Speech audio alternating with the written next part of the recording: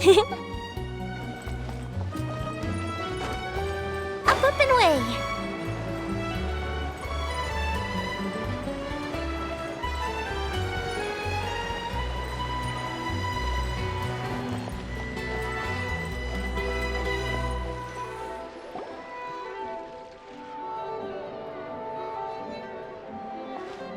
Good morning! Hayaka and I were just talking about you. Is Chevra still not joining us today? Probably not. We haven't seen her either. Huh? That's such a pity. Director Farina said that we've only got a few small scenes left before wrapping up the entire thing. She even said that she'll get me into a couple scenes, so everyone will have a chance to shine in front of the camera. We were also planning on having a victory feast once we're all finished filming. You can join us, right? If only Chevros was here. I still haven't taken a photo with her. I'm afraid that can't be helped. Those special patrol folks are like phantoms when they've got a case on their hands. But to be honest, I'm even more concerned by what I read in the Steambird earlier this morning. It said that the killer in the murder case was none other than the author of the Two Musketeers. Oh yeah, I heard about that too. He came forward and confessed his crimes, but gave no explanation as to why he pulled the trigger. We didn't know about this case at all when we joined the film. Is it going to affect the reception of our work? From a pure publicity standpoint, this will draw a lot more attention to our film. I have to say, though, that no director can be perfectly comfortable with garnering attention through means other than artistic skill. To be fair, I feel like that ship sailed the moment you allowed yourself to be named as the director on our posters. It's not my fault that I'm super popular. What was that saying again? My popularity has, Sunk to an all-time low? spread to the four corners of Tibet.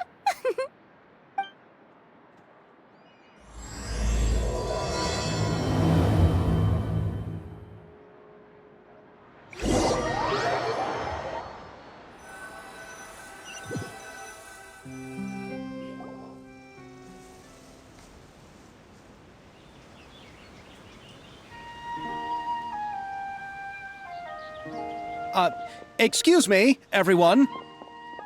Xavier! Feels like it's been ages since we last saw you. I've been talking non-stop with the Film Association, and I'm absolutely swamped trying to coordinate the film's marketing.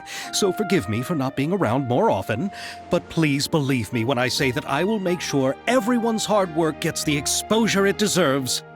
Oh, seems like you've been fighting your own battles. Yes, that's one way to put it. Oh, and before we begin the final round of filming, please allow me to finally introduce you to the original investor of our film, Mr. Morris. A pleasure to meet you all. Yes, glad to make your acquaintance, Mr. Morris. We've heard about the issues you've encountered with your financial situation, and genuinely hope that things have taken a turn for the better. Oh, well, the situation has, indeed improved somewhat. Don't worry, Mr. Morris. Accidents and last-minute challenges happen all the time. There's no need to blame yourself over it. The good news is that we're almost done filming now. And I would even say that this is the best story I've ever seen. Is that so? I say that's great news. All right, now that we've gotten all the pleasantries out of the way, let's get this show on the road. We'll mostly be filming typical people and scenery from the streets today to improve the sense of environmental ambiance in some parts of the film. Oh, and there'll be a cameo for Mr. Kamisato and Miss Yoimiya as well. They'll be used to show outsider perspectives on the fates of the Two Musketeers. That's right. Ayato should be here any minute. Excellent! Then let's start with the scenery shots. Camera and clapper loader, you're up. Yep, we'll be ready. Remember, all we need are some wide zoom shots of the streets. If you happen to find some particularly lovely patches of flowers and grass, feel free to grab some close-ups of those as well. Ready? Lights! Camera! Action! Okay, now move the camera slowly. Try to focus on that flower. What's wrong? Just adjust the focal length a bit. Something the matter? Huh? But wasn't it working fine for all the days before? Veronique, can we try a different camera? No problem. How about this one? All right, let's give it another try. Lights! Camera! Action!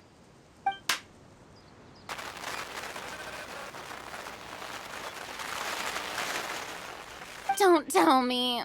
This one is broken too? Veronique, do we have any other spare ones we can use? I'm afraid we only brought these two today. What? Then go find a workshop to get them repaired right away. Oh, and you too, Bono. Go find our spare camera in the warehouse and bring it back to the set. On it. Greetings, everyone. My apologies for the delay. Is something the matter, Ayaka? It seems like there are some issues with the filming equipment today. We're stuck for the moment. I see. Well, let's not just stand here twiddling our thumbs. Actors, to the makeup booth. We'll start on the next scene as soon as we get a working camera. The people at the workshop told me that the part which holds the lens in place seemed to have fallen off. That's super strange. It was perfectly fine just yesterday. Well, no time to dwell on that now. Let's get back to filming. Ahem! Quiet on set!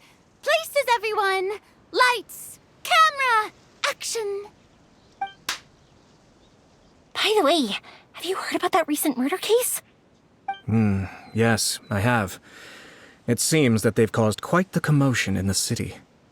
I heard that the chief of the guards is so mad about not catching the culprit that he's about to explode. Oh? I find that quite hard to imagine, considering how he already looks most days. Director, we have a problem. Oh, we're in the middle of a take! Couldn't you wait until we wrapped up this scene? No, Director, our film, all the finalized film that we've been keeping in the case has disappeared. Oh, wait, well, what did you say? Mr. Bono, please take me to where the film was kept right away. I'm coming too. No, Yoimiya, you have to stay here. Oh. Okay, listen up. Everyone who's not working on this current scene can go with Bono to look for the film. Everyone else, stay put and wrap up the scene. Unbelievable. How could all these problems happen in just one day? We're back. How did it go? Did you find the film? We found it in the sewers. Huh? In the sewers?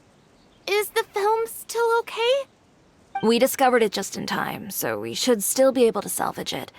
The others are checking now to see if we lost any specific scenes. Oh, you scared me for a moment there. I nearly thought we had lost everything. I really don't want to experience that feeling of despair again. Okay, but who could have stolen the film and dumped it there? Could it be, some competitors working on other films? But if they wanted to harass us, why wait until the last day? Okay, we don't have time to really look into it right now. Let's strike while the iron is still hot and wrap this thing up once and for all. Yeah, let's finish it.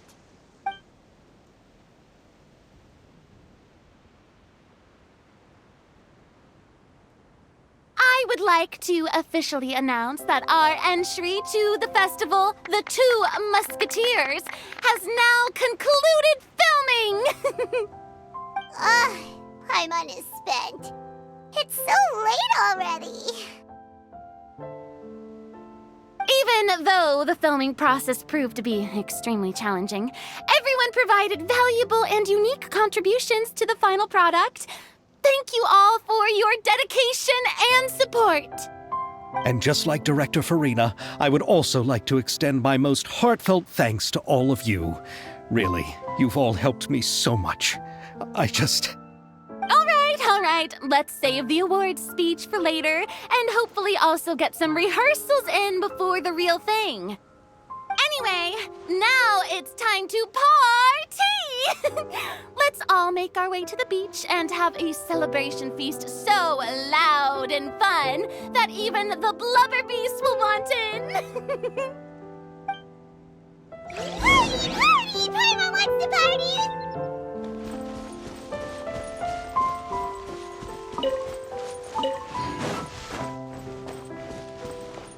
Whoa, this place is hopping. Everyone's finally getting to relax after wrapping up the film. Hey, Ayato! How's your work been going? Everything went rather smoothly. Thank you for your concern. Ayato told me that we've already confirmed the dates for some Inazuma Fontaine cultural exchange events. So the next time we visit, we'll be doing so in our capacities as the representatives of the Yashiro Commission. Oh, that's great! Then maybe Paimon will be able to find Fontaine detective novels in Inazuma from now on! Oh, wait. Wouldn't Yaimiko get upset if that happens? That would be stealing some of her business. You've got a point. She's always complaining that light novels have become bland and too predictable after all. The cultural exchange won't only feature literatures of both nations, of course. We have also made plans for cross-cultural engagements in the fields of gourmet cuisine, toy making, and artisan craftsmanship. Whoa! Paimon's getting super excited now! When the time comes, be sure to visit and participate in all the events.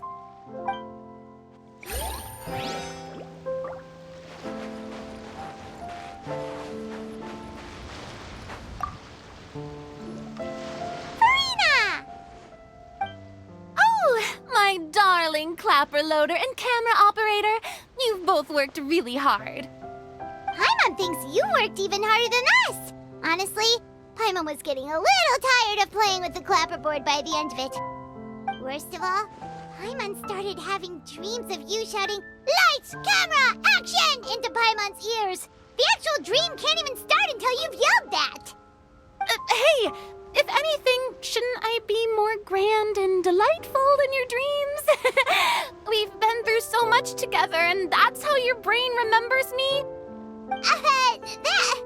That's not Paimon's fault. We've just used the clapperboard too much lately. Anyway, what's most important is that we wrapped the film. I'm pretty confident that we'll take first prize.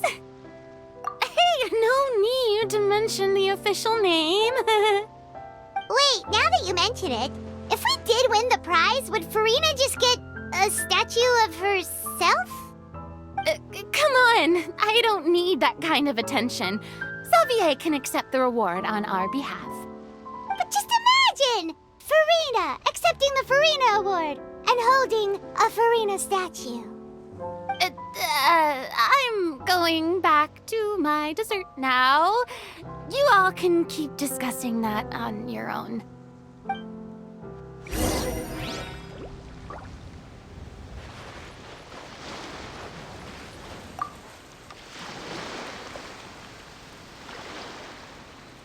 Chiori! Hey, you two. Are you not really into these kinds of big social occasions? Not particularly. But this is still better than Fontaine Fashion Week. But if this film becomes a big hit, people will definitely come flocking to your shop. Yes, that's highly likely. As long as the film can premiere as planned. Are you still worried about the case? That and all the obstacles we had to face today. You're right. It's as if all our bad luck just manifested at once. But why today of all days? No, it's nothing. We've already delivered the film to the editors, so there should be nothing more to worry about. How are you doing, Mr. Morris? You having a good time? Well, you could say that. Do you happen to know when the party is scheduled to end? Judging by how much fun everyone's having, I'd say probably not until well after midnight. Is there something that you still have to take care of at home, Mr. Morris? Oh, well, I'm just not a late night person, so I might take off shortly. Oh no! Silly me. I almost forgot something super important. Oh, what is it? I prepared a whole batch of fireworks for the party, but I forgot to bring them over from the warehouse. Fireworks, you say? Well, that's, truly a pity. Sorry things didn't go as planned. Could you help me carry them over, Mr. Morris? I won't be able to fetch all of them by myself. Me? Are you sure that you can't find anyone else? I just wanted to make this a surprise for everyone. The warehouse isn't far from here. We'll be there in no time. Pretty please, Mr. Morris. These are some of the best fireworks I've ever made. So I also want you to see them before you leave. They're stunning. I promise that they'll be a once-in-a-lifetime experience that you'll never forget. But... It's okay. Just come with me. If we're sneaky enough, nobody else will see us leaving. All right. The warehouse is right over here. I moved the fireworks there in advance, so it shouldn't be too much work bringing them back. It's still a ways away from the party. Sorry about that, Mr. Morris. It's probably because I'm used to carrying fireworks all the time, so it doesn't feel like a...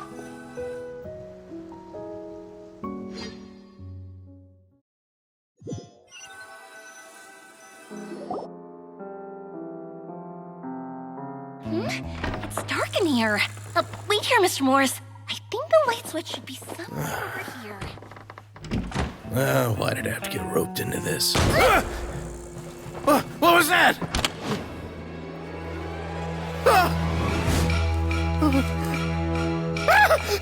Who's there? Get me out! Get me out of here! Did you really think you'd get away, Morris?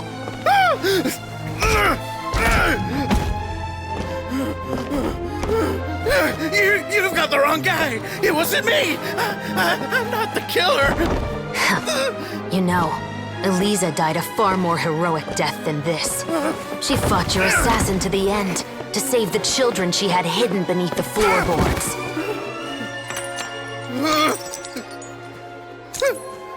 That is Eliza's pendant, the one with a photo of you two inside. The one you gave her. Ring any bells? It's a fake! It has to be! There's no way! No way your assassin didn't destroy it, you mean?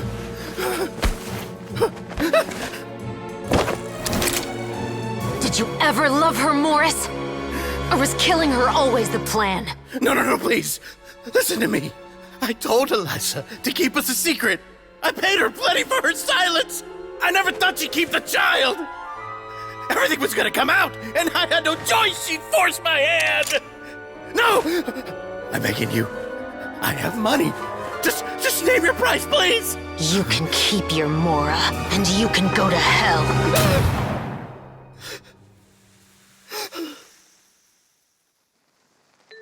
I'm Captain Shovraz of the Special Patrol. Morris, you're under arrest for Eliza's murder.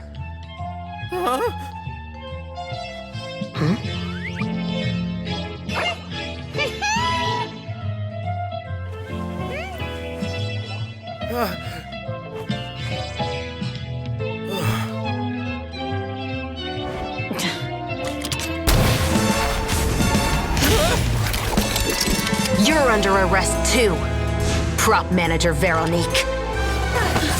Or perhaps I should call you the Second Musketeer.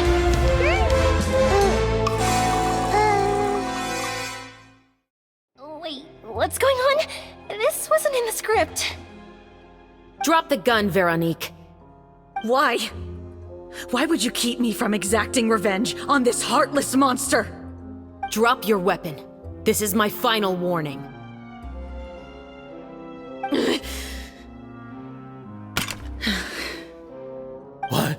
What is going on? Do I have to spell it out for you, Morris? Everything that took place just now was staged to get you to confess the truth. But this last part is all improv, of course.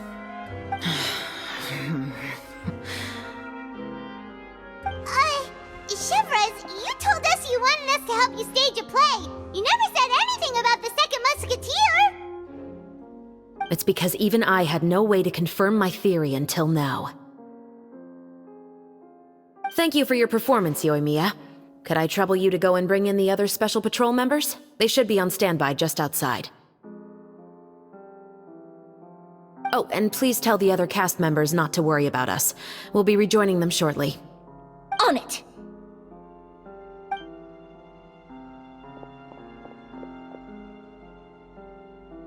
So what do you think, Morris? Care to talk about what happened 20 years ago? My patience is limited, you know. Don't force me to take you back to the interrogation room.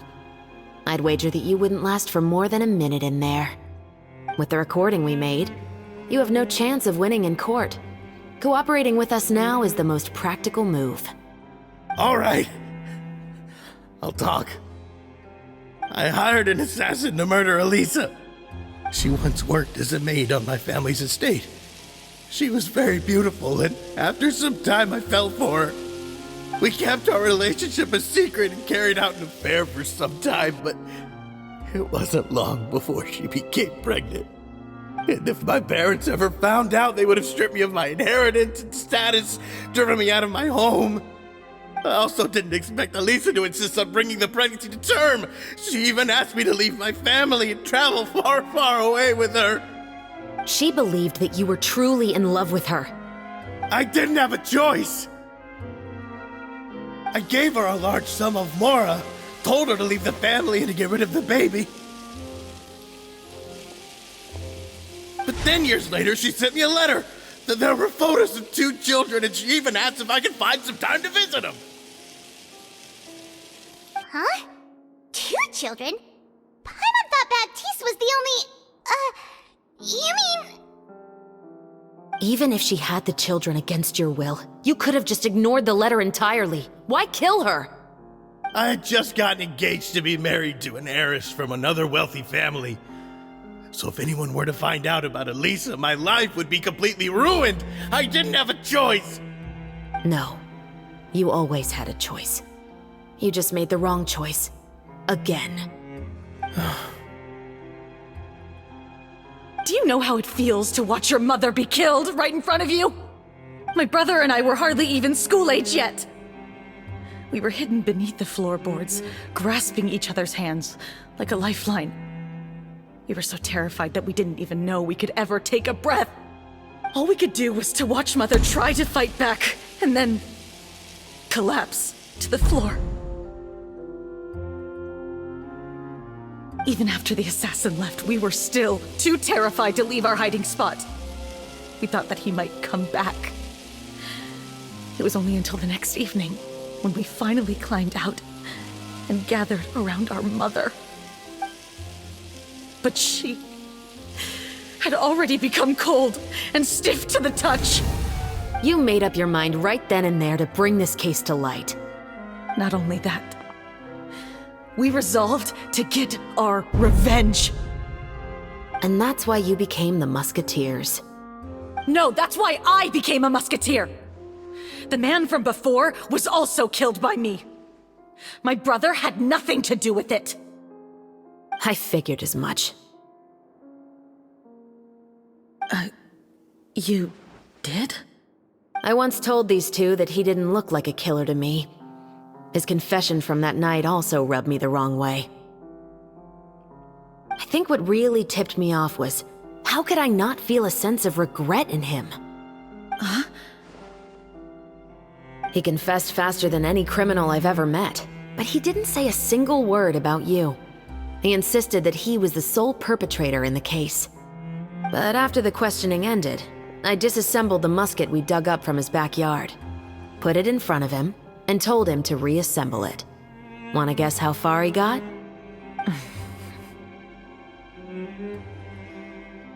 He had no idea where to even start. He's never touched a gun in his life. Based on that, I determined that he was not acting alone. He only surrendered himself to draw our attention and create a moment of opportunity for his partner. So, I decided to play along. And as expected, the second musketeer followed us without hesitation once she saw Morris get separated from the rest of the cast. Besides, why else would he call the novel The Two Musketeers? But how did you know it was Veronique? I figured it out the moment Baptiste told me his father's name. That so-called financial crisis was all just a ruse. He just wanted to sign up as the investor and then leave the film without any source of funding. After all, he has a vested interest in minimizing the reach of this story. It's really just the same thing as what he did to Eliza all those years ago. Human scum. But then Xavier pulled out all the stops and got the film made against all odds. Morris couldn't have that.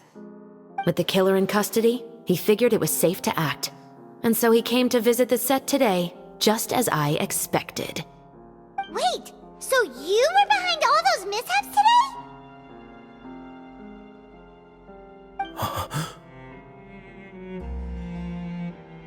As for the identity of the second musketeer, I assumed they'd probably stay close to Morris and look for an opening.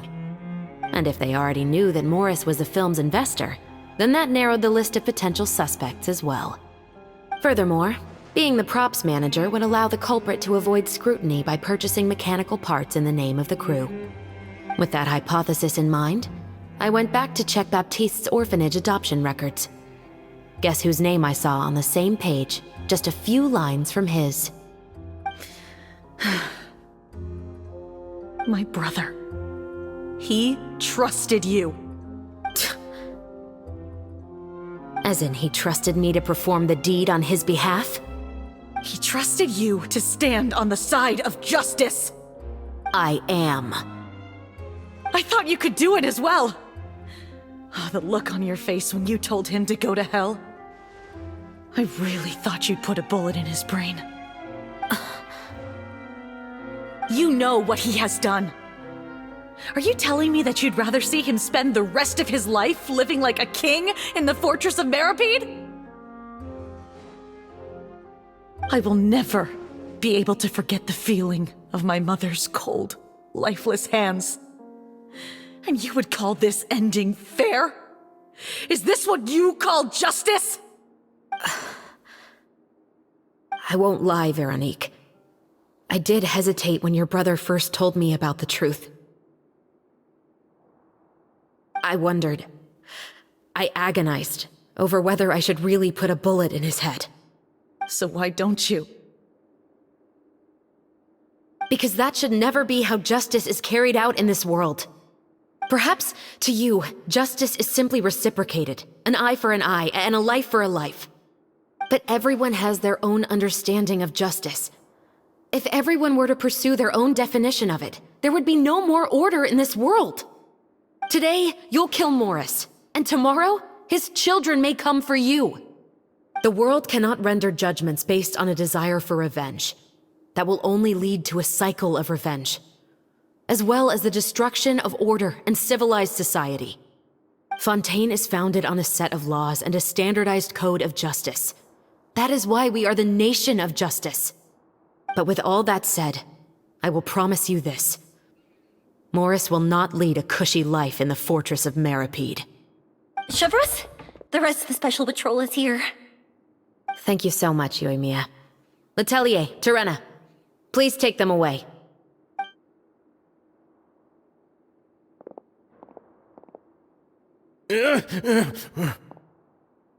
I still can't agree with your reasoning. I know. Justice has not been delivered.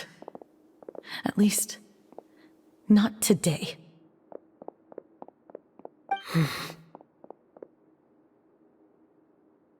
Chevros. Let's go. We should give an explanation to the crew.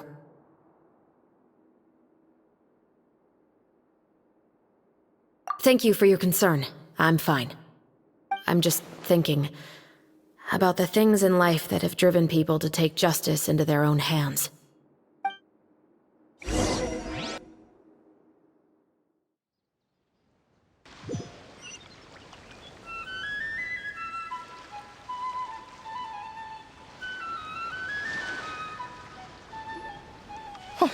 Who would have thought Morris would turn out to be...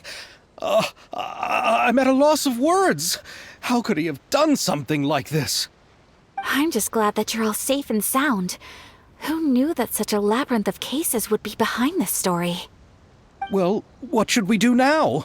We have a finished film, of course, but should we still go ahead with the premiere? What do you mean? Shouldn't you be even more motivated to spread the word now that you've learned the truth? Chiori is right. I'd also like more people to see this story for themselves. But the real ending of the story seems to have deviated somewhat from the one in the script. Is that still acceptable to you, Miss Chevreuse? The call is yours. We still have time to reshoot an ending if that's what you'd like. No, it's fine as is. I like what we have for the catharsis. Romanticism is what gives works of art their appeal. Fiction is able to explore means of restitution that could never work in real life. Just like the real world, the world of stories also has its own set of rules and justice. These different possibilities are what initially drew me to reading in the first place. Sounds good to me. I support your decision. What about Veronique? Will she be okay? She will soon face her judgment alongside her brother and Morris. If I had to guess, they'll probably all be sent to the fortress of Meripede. I'll make sure to give Risley a heads up about it. Oh, you mean that kind of heads up? Exactly. Ahem. All right, then the matter's settled. Now that everything's been taken care of, there's no reason for us to keep looking all gloomy and grumpy. Let's get back to the feast and enjoy each other's company. We'll be starting the post-production process tomorrow. You should join us, Chevreuse. You missed the first few hours of the party, didn't you? All right. Count me in. Then I'll wait for you over there. There's still some good news that I'd like to share with Chevreuse. Traveler, Paimon, could you wait for me by the sea after the party ends? I'd like to go on a brief walk with the two of you. Thank you very much.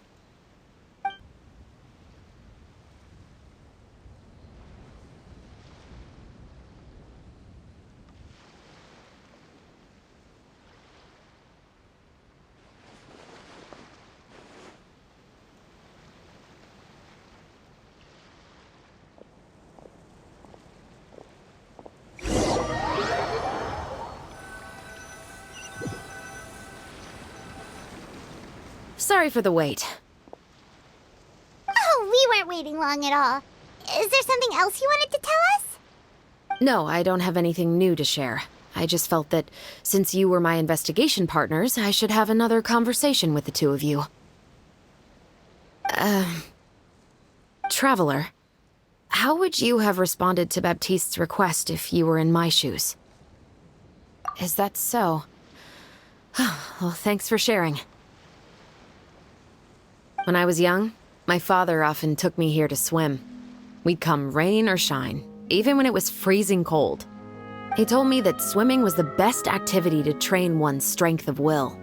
You could never give up before reaching the shore, especially when the water was cold. Oh? Why's that? Because the moment you give up would be the moment you die.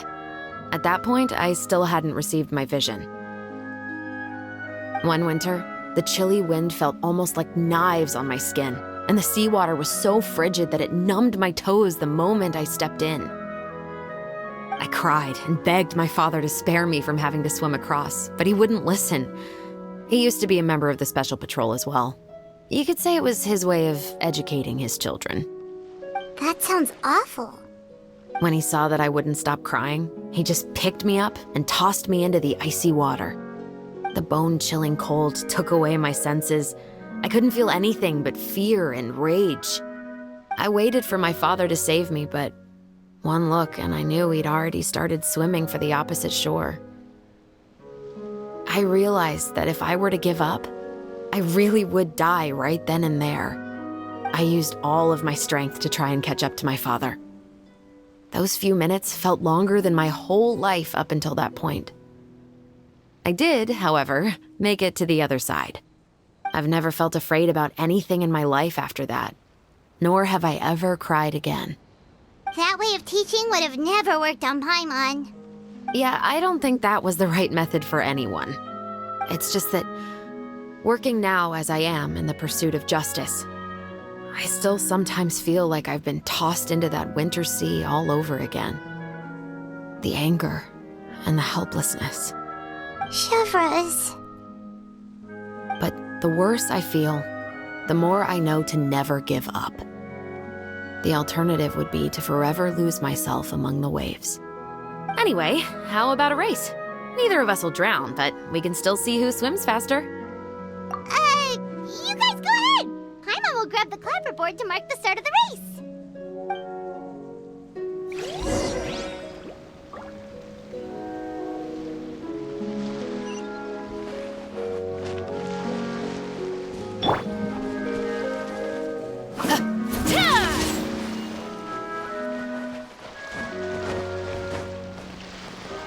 Final warning!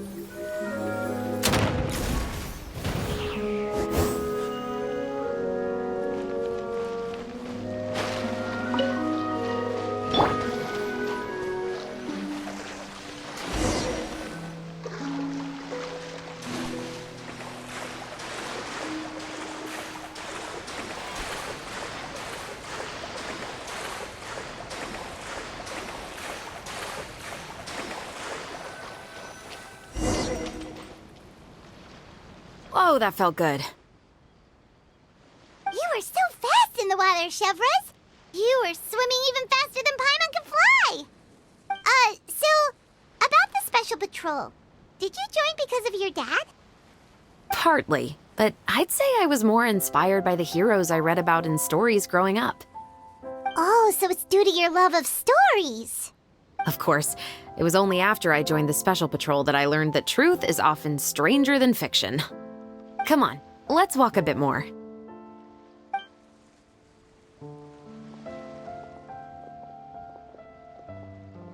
To be honest, I do sometimes question whether the decisions I make are the right ones. But I know that no matter what, I must keep swimming. Because the only thing I've got my eyes on is the shore in the distance.